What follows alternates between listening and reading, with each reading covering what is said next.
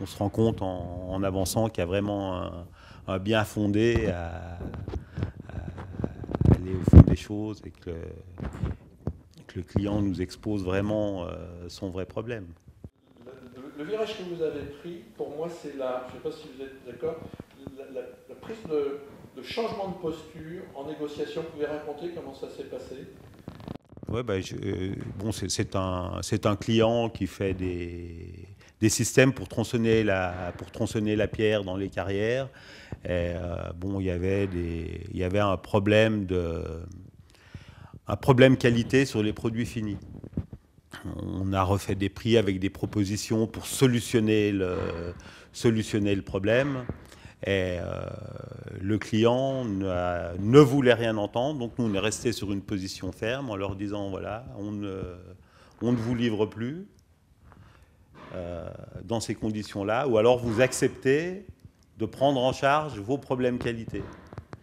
Mais je dirais que quelle que soit la solution, nous maintenant on n'est plus embêtés par des problèmes qualité qui sur lesquels on était pénalisé financièrement en gardant cette position très ferme.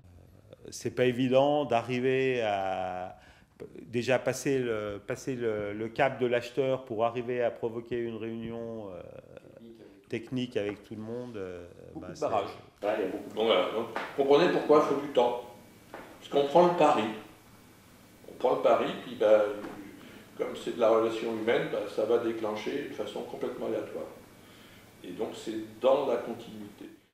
Et vous vous souvenez ce que vous avez dit exactement quand vous êtes arrivé, parce que l'acheteur vous a... Vous pouvez décrire un peu la salle et les premiers instants de cette rencontre où en gros il s'est passé des choses intéressantes. Bah, je dirais il y a déjà eu une grosse surprise de l'équipe, parce que c'est vrai qu'on j'ai été très ferme sur. Ils n'étaient pas habitués déjà à ce qu'un fournisseur dise non. Et... Dans les méthodes, on s'aperçoit que si on augmente le prix, contrairement à ce qu'on pense, ça facilite la prise de décision. C'est pas tout à fait évident à démontrer, donc tant qu'on ne l'a pas vécu, c'est pas crédible. Parce qu'il y avait quoi? Il y avait 5-6 personnes, ouais. Hein, moi j'y étais pas, hein, c'est ce qu'on avait raconté de mémoire. Il y a 5-6 personnes, et l'acheteur vous dit, vous n'étiez même pas encore assis, bon ben j'espère que vous avez une meilleure offre de prix parce qu'autrement c'est pas la peine. Qu'est-ce que vous lui avez répondu?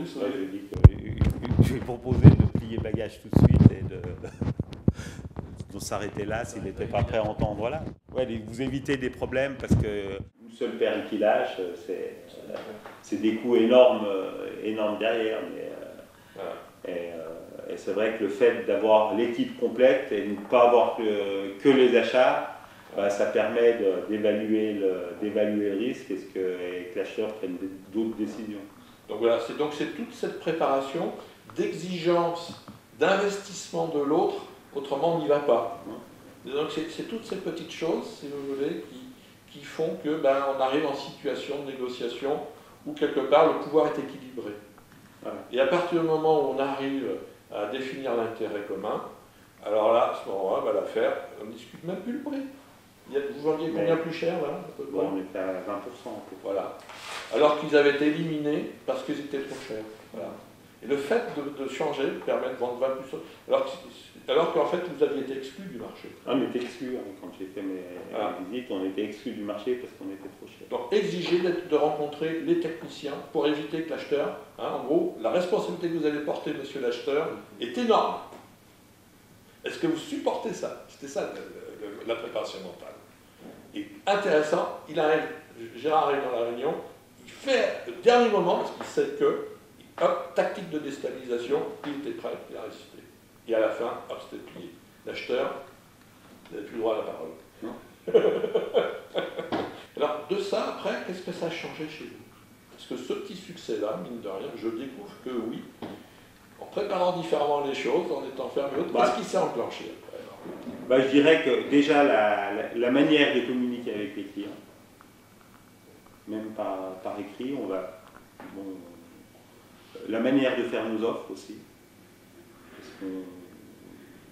qu'on prend du temps sur des offres stratégiques, de vraiment détailler poste par poste et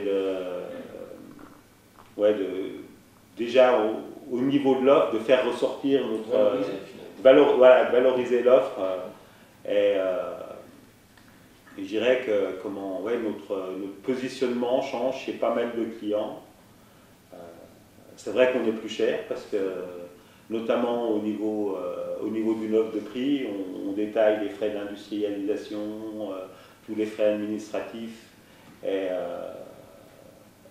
je dirais qu'aujourd'hui, on a déjà à peu près 20% des clients qui acceptent ces frais, alors qu'avant, c'était pas valorisé. C'était pas valorisé.